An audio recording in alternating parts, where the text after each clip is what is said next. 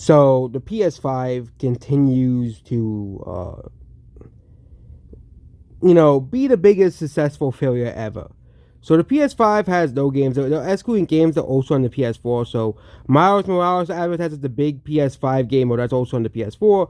Civil God of War Ragnarok also on the PS4. But if your system only has 4 games in a 4-year lifespan, and more of them is a PS3 game, then your system's a flop. Actually, without bringing up Nintendo, why would anyone buy a console that has nothing to offer? It's so strange that people would buy a PS5. It is so strange to me. But it is ingrained in culture that PlayStation is the, standard console that you have to buy. It's a standard console for gaming.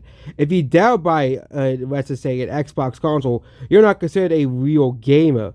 Because guess what? Everybody's like, oh yeah, let's buy the PS5. No one ever says, oh yeah, let's buy the Xbox, like, or Nintendo. Okay, because for quote unquote real gamers, they see Nintendo, of course, as a baby's company, compared to the real AAA swap with microtransactions and bugs and glitches, and live service crap shoved down people's throats. And Xbox, well, it's Xbox, but, Xbox at least has backwards compatibility.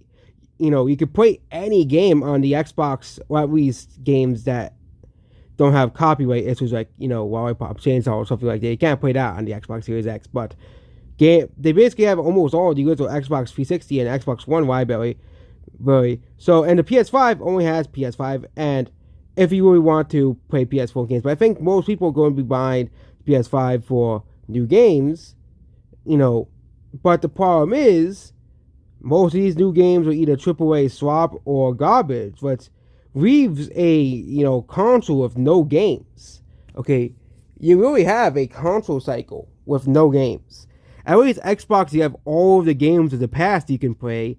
I know not everybody's interested in playing old games, but, it is pretty funny that the PlayStation, they call it the premier console, and it's funny.